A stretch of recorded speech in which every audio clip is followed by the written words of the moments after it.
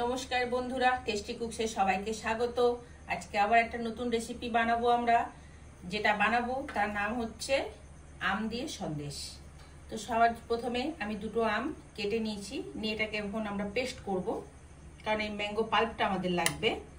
আর নিচে এখানে 250 গ্রাম ছানা, 6-7টা কাজু বাদাম, 100 গ্রাম মতন চিনি বা 1 কাপ চিনি, আর 1 কাপ গুঁড়ো দুধ। তো এই দিয়ে আজকে আমাদের আম সন্দেশ বানানো হবে। তো সবার আগে আমরা আমটা পেস্ট করে নিই। আমটা আমরা পেস্ট করে নিয়েছি। এবার এই আমের পাকটা আমি গ্যাসে একটা কড়াই বসিয়ে নিয়েছি, কড়াইয়ের মধ্যে দিয়ে দেবো।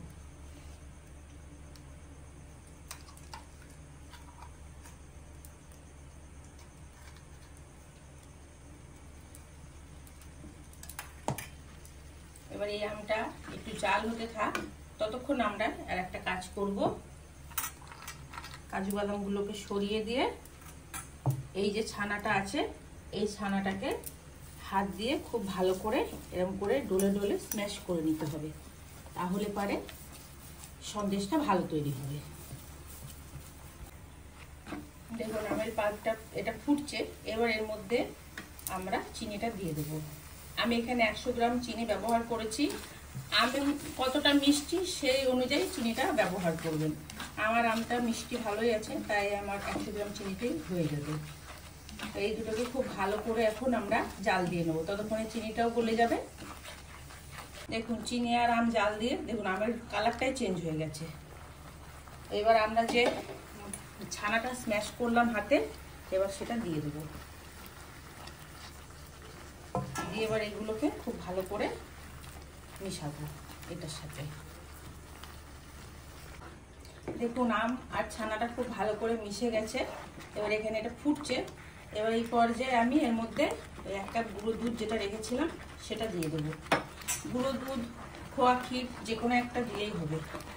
দিয়ে এবার এটাকে খুব ভালো করে মিশিয়ে নেব।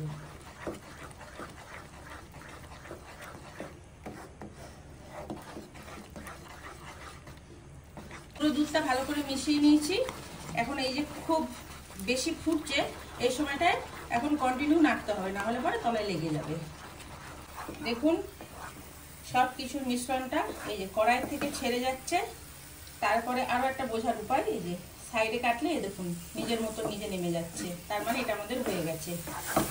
এবার আমি গ্যাসটা অফ করে দিচ্ছি। আর যে স্টিলের থালাটাতে আমি ছানা মেখেছিলাম তার মধ্যে আমি একটু ঘি দিয়ে ভালো করে ঘিটা ব্রাশ করে নেব বা হাত দিয়ে মাখিয়ে নেব।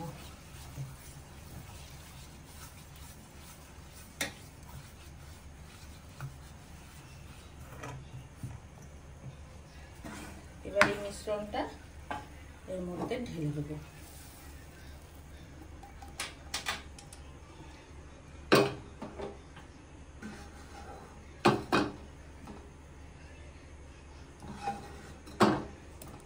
এবার এটাকে একটু ছড়িয়ে দেবো। আমি আমার মতন একটা শেপ করে ছড়িয়ে নিয়েছি। এবার এর উপরে যে 5-6টা কাজু বাদাম ছিল ওটাকে গ্রেট করে দিয়ে দেবো, তাহলে জিনিসটা দেখতে ভালো লাগবে।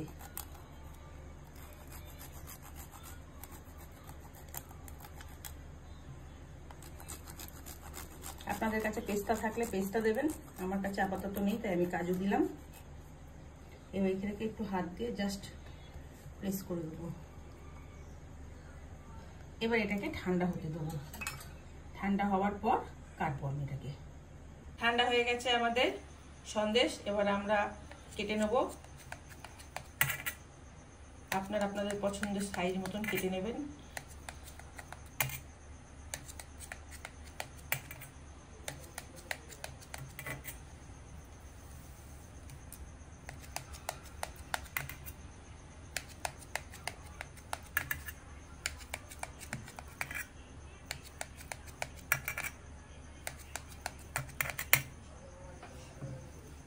তৈরি হয়ে গেছে আমাদের আম সন্দেশ।